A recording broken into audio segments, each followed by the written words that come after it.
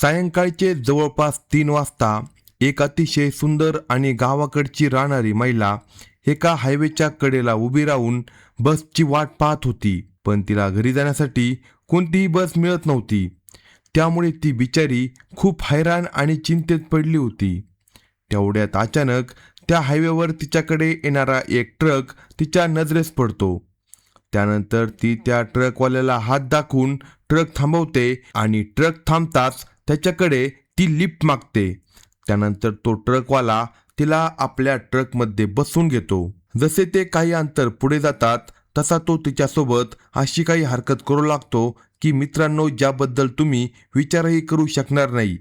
त्यानंतर पुढे काय होतं ते आपण या व्हिडिओमध्ये सविस्तर पाहणार आहोत. जर तुम्ही चॅनेलवर नवीन असाल तर कलम 302 या मराठी चॅनेलला लगेच सबस्क्राईब करा. बंगालमधील धानकुंडी नावाच्या एका छोट्या शहरातील सत्य घटनेवर आजची घटना आधारित आहे. मधू नावाची एक अतिशय सुंदर आणि तरुण महिला आपल्या म्हाताऱ्या सासूसोबत घरी राहत होती.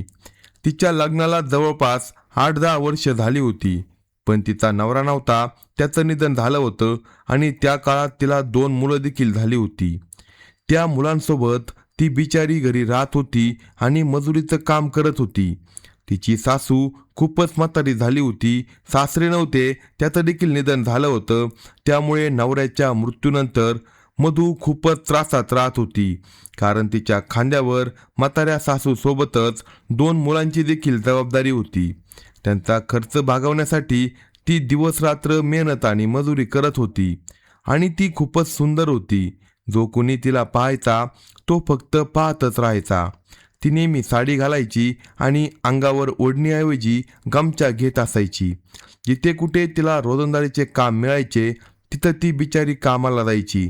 कसे बसे हे सगळं करून ती आपला संसार चालवत होती आणि तिची म्हातारी सासू नेहमीच आजारी राहत असायची. ती घराबाहेर कुठे फिरायला देखील जात नव्हती. पूर्ण दिवस ती घरातच राहत असायची. एक दिवस अचानक तिची सासू खूप आजारी पडते. त्यानंतर सून मधू पूर्णपणे घाबरून जाते आणि विचार करू लागते की आता काय करावं. कारण तिचे नातेवाईक आणि गावातील लोक तिच्यापासून वेगळे झाले होते. कुणीही तिची मदत करायला तयार नव्हतं.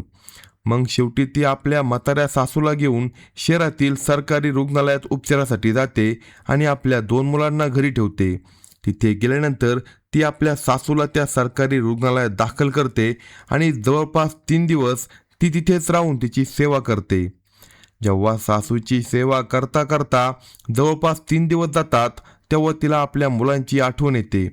मग ती आपल्या सासूला म्हणते, सासूबाई, मी इथे तुमची सेवा करण्यात व्यस्त आहे, पण माझी 2 मुलं घरी एकटी आहे. काही खाल्लं असेल की नाही मला काही माहीत नाही. आपल्याला विचारणारं देखील कुणी नाही, म्हणून मला घरी जायचं आहे. मी उद्या सकाळी पुन्हा तुमच्याकडे येईल. त्यानंतर तिची सासू तिला म्हणते, ठीक आहे सुनबाई, तू जा, पण उद्या सकाळी पुन्हा ये. त्यानंतर मधू आपल्या सासूसोबत हे बोलून थेट घरी जाण्यासाठी रुग्णालयातून बाहेर पडते. हे रुग्णालय तिच्या घरापासून जवळपास 100 किलोमीटर दूर होतं. आता घरी जाण्यासाठी तिच्याकडे कोणतंही वाहन नव्हतं. बससुद्धा कधीतरीच यायच्या, कधी मिळायच्या तर कधी मिळत देखील नव्हत्या. म्हणून ती एका हायवेच्या कडेला जाऊन उभी राहते आणि बसची वाट पाहू लागते.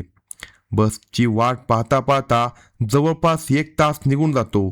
तरीसुद्धा तिला घरी जाण्यासाठी एकही बस मिळत नाही. त्यामुळे ती खूपच निराश आणि चिंतेत पडते आणि त्या हायवेच्या कडेला उदास चेहऱ्याने उभी राहते. तेवढ्यात तिला त्याच हायवेवर तिच्याकडे येणारा एक ट्रक दिसतो. त्यानंतर ती त्या ट्रकला हात दाखवून थांबवते आणि ट्रकवाला तिच्या सांगण्यावरून ट्रक थांबवतो. त्यानंतर मधू त्या ट्रकवाल्याला म्हणते, भैया, मला घरी जायचं आहे. इथून माझं घर जवळपास 100 किलोमीटर दूर आहे.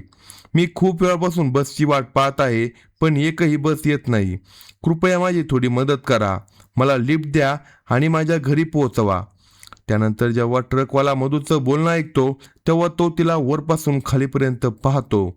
मधू ही खूपच सुंदर होती आणि ती त्याला आता आवडू लागते. तिच्या सौंदर्याकडे पाहून तो तिला लिफ्ट देतो आणि आपल्या बाजूच्या सीटवर बसवतो, जिथे साधारणपणे हेल्पर बसतो. त्या दिवशी त्याचा हेल्पर त्याच्यासोबत नव्हता. काही कामासाठी तो दुसरीकडे गेला होता आणि त्या दिवशी तो एकटाच ट्रक घेऊन प्रवास करत होता. त्यानंतर त्याच्या सांगण्यावरून मधू त्याच्या शेजारी जाऊन बसते आणि ट्रकवाला हळूहळू ट्रक पुढे चालू लागतो. त्या ट्रकवाल्याचं नाव मनोज असं होतं. मनोज शहरात लाकूड भरायला आला होता आणि लाकूड भरून जाताना तो आपल्या गावाकडे परत जात होता. अचानक रस्त्यात त्याची भेट मधूसोबत होते. मनोजचे सुद्धा लग्न झाले होते, पण त्याची बायको आता जिवंत नव्हती, तिचं निधन झालं होतं. त्याला फक्त 2 मुली होत्या, त्यांच्यासोबत तो राहत होता. त्याचे आईवडील नव्हते आणि बायकोच्या मृत्यूनंतर तोही खूप उदास राहत होता. त्यानंतर मधू त्याच्या ट्रकमध्ये बसून जवळपास अर्धा तास प्रवास करते. तेव्हा मनोज तिच्याकडे पाहू लागतो. थोडा वेळ तो पुढे पाहायचा आणि मग मधूकडे पाहायचा. तिला पाहून तो मनात काहीतरी विचार करू लागतो. मग अचानक तो आपला ट्रक हायवेच्या कडेला थांबवतो आणि ट्रक थांबवल्यानंतर मधूकडे पाहू लागतो. त्यानंतर मधूला काही समजत नाही आणि ती म्हणते, अहो ड्रायव्हर साहेब, अचानक ट्रक का थांबवला? त्यानंतर मनोज मधूला म्हणतो, मधू तुला काय सांगू, तू इतकी सुंदर आहे की माझा ट्रक पुढे जात नाही. मग ती म्हणते, माझ्यात अशी कोणती खास गोष्ट आहे की तुमचा ट्रक पुढे जात नाही? त्यावर तो म्हणतो, मधू तू इतकी सुंदर आहे की तुझ्या सौंदर्याचं वर्णन मी करू शकत नाही. तुला पाहून आता मला राहत नाही. कृपया एकदा माझी इच्छा पूर्ण कर. पण मित्रांनो, मधू त्याचं एकही बोलणं ऐकत नाही आणि त्याला म्हणते, माझं सुद्धा लग्न झालं आहे. मी एक विवाहित स्त्री आहे. माझा नवरा जिवंत नाही. त्याला जाऊन जवळपास 5 ते 6 वर्ष झाली आहे. तेव्हापासून मी एकटीच आहे. कधी कधी माझ्याही मनात भावना येतात, पण याचा अर्थ असा नाही की मी कोणत्याही परक्या पुरुषासमोर स्वतःला झुकवेन. मनोज तिचं एकही ऐकत नाही आणि हळूहळू तिच्या जवळ येऊन बसतो आणि तिच्यासोबत जवळीक वाढवण्याचा प्रयत्न करू लागतो. त्यानंतर मधूला त्याची ही वागणूक खूपच वाईट वाटते. ती त्याला विरोध करते आणि त्याला वारंवार थांबवते, पण मनोज तिचं काही ऐकत नाही. बराच वेळ दोघांमध्ये बोलाचाली सुरू राहते. मनोज पुन्हा आपल्या एकटेपणाबद्दल तिला सांगत राहतो. तो म्हणतो, मधू, बायको गेल्यापासून मी पूर्णपणे एकटा पडलो आहे. घरी फक्त माझ्या 2 मुली आहे. कोणी बोलणारं नाही, कोणी समजून घेणारं नाही. आज तुला पाहिलं आणि असं वाटलं जणू माझं हरवलेलं आयुष्य पुन्हा समोर आलं आहे. त्यानंतर मधू काही वेळ शांत बसते, कारण तिच्या आयुष्यात देखील खूप दुःख होतं. नवरा गेला होता, घराची जबाबदारी होती, म्हातारी सासू होती आणि 2 लहान मुलं होती. तिनेही अनेक वर्षे एकटेपणात काढली होती.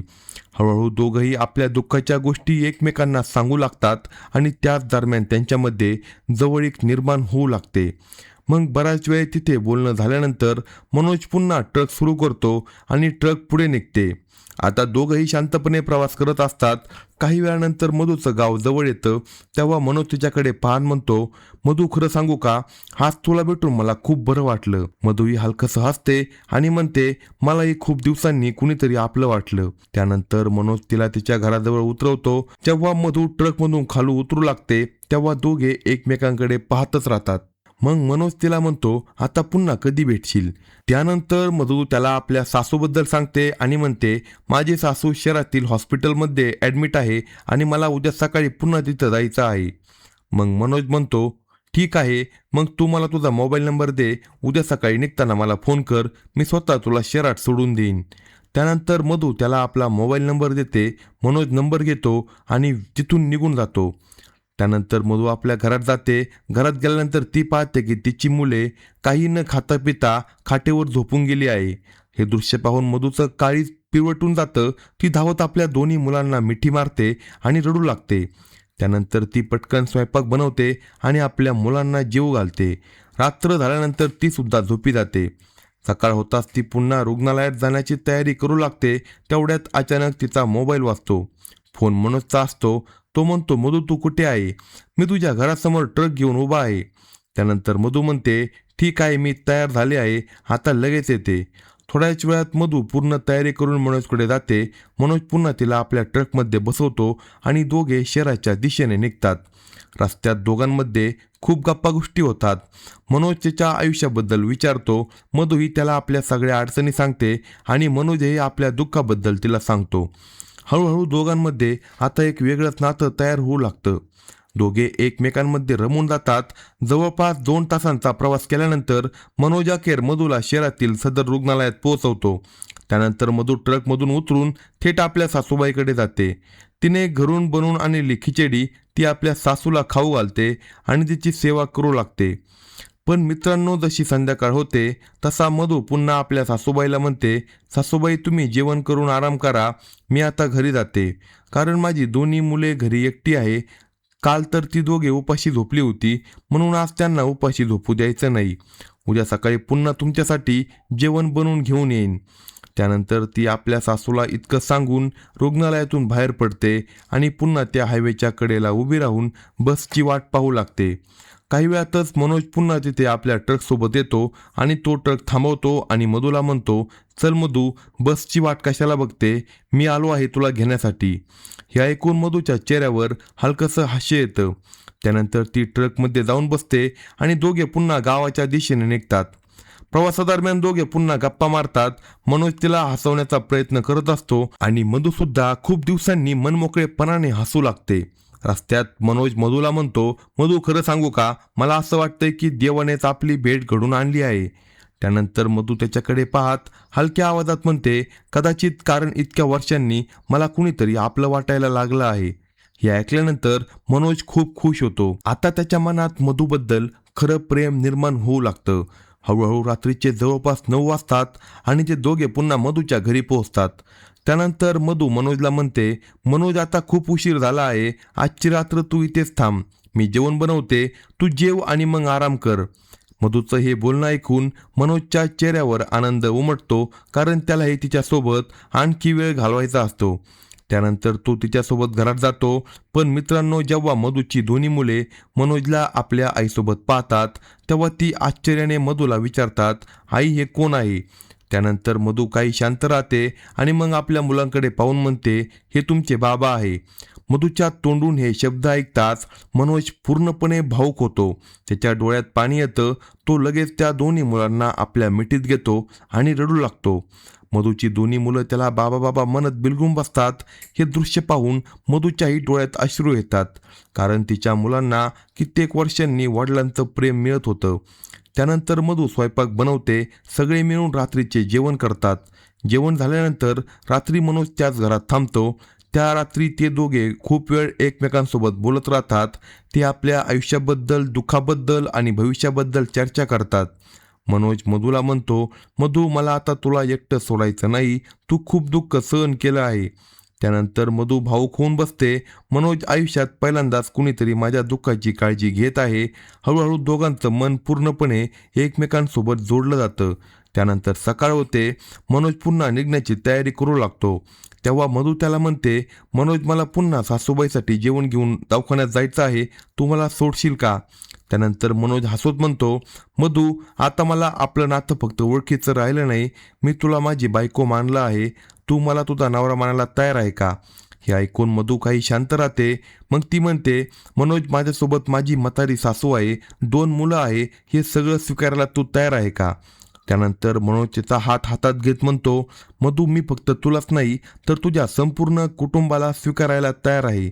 मनोजचं हे बोलणं ऐकताच मधूच्या डोळ्यात देखील आनंद अश्रू येतात, कारण इतक्या वर्षांनी तिला असा माणूस भेटला होता जो फक्त तिच्यावर प्रेम करत नव्हता तर तिच्या संपूर्ण कुटुंबाला देखील स्वीकारायला तयार होता. त्यानंतर मधू हळूच म्हणते, मनोज जर तू खरंच मला आणि माझ्या मुलांना स्वीकारणार असशील तर मी सुद्धा तुला माझा नवरा मानायला तयार आहे. हे ऐकताच मनोजच्या चेहऱ्यावर आनंद उमटतो. तो लगेच मधूचा हात आपल्या हातात घेतो आणि म्हणतो, आजपासून तू कधीच एकटी राहणार नाही. त्यानंतर मधू आपल्या सासूबाईसाठी जेवण तयार करते. दोघे मिळून ते जेवण घेऊन ट्रकमध्ये बसतात आणि शहरातील हॉस्पिटलच्या दिशेने निघतात. संपूर्ण रस्त्याभर दोघे आपल्या नवीन आयुष्याबद्दल बोलत राहतात. मधूला आता भविष्याबद्दल आशा वाटू लागते आणि मनोजला देखील आपल्या आयुष्यात पुन्हा आनंद परत आल्यासारखा वाटत असतो. जवळपास 2 तासानंतर ते हॉस्पिटलमध्ये पोहोचतात. त्यानंतर मधू आणि मनोज दोघेही तिच्या सासूबाईच्या वॉर्डमध्ये जातात. तिथे मधूची म्हातारी सासू मनोजला तिच्यासोबत पाहते तेव्हा ती आश्चर्याने म्हणते, हा कोण आहे. त्यानंतर मधू थोडंसं लाजत म्हणते, आई आधी अनोळखी होते पण आता अनोळखी राहिले नाही, यांनी मला आणि माझ्या मुलांना आणि तुम्हाला सुद्धा स्वीकारण्याचा निर्णय घेतला आहे. हे ऐकताच त्या म्हाताऱ्या सासूच्या डोळ्यात पाणी येतं. ती काही क्षण मनोजकडे पाहत राहते. मग थरथरत्या हाताने ती मनोजचा हात पकडते आणि मधूच्या हातात ठेवते आणि म्हणते, मनोज बेटा, माझी सून खूप चांगली आहे, तिने आयुष्यात खूप दुःख सहन केलं आहे. तिला कायम आनंदात ठेव, कधीही तिला एकटं सोडू नको. हे ऐकून मनोज देखील खूप भावुक होतो. तो त्या म्हाताऱ्या महिलेजवळ बसतो आणि म्हणतो, तुम्ही काळजी करू नका, आजपासून तुम्ही सगळे माझे आहात. मी फक्त मधुलाच नाही तर तुम्हालाही माझ्यासोबत घेऊन जाणार आहे. हे ऐकताच म्हातारी सासू रडू लागते, कारण तिला कधीही वाटलं नव्हतं की तिच्या सुनेच्या आयुष्यात पुन्हा आनंद येईल. त्यानंतर मनोज जवळपास 3 दिवस रुग्णालयात थांबतो. तो मधूच्या सासूची सेवा करतो, औषधे आणतो, डॉक्टरांसोबत बोलतो आणि प्रत्येक गोष्टींची काळजी घेतो. मधूलाही आता मनोजवर पूर्ण विश्वास बसतो. तिला जाणवतं की मनोज हा खरोखरच मनाने चांगला माणूस आहे. मग काही दिवसांनी डॉक्टर मधूच्या सासूला पूर्ण बरे झाल्याचं सांगतात आणि तिला हॉस्पिटलमधून डिस्चार्ज देतात.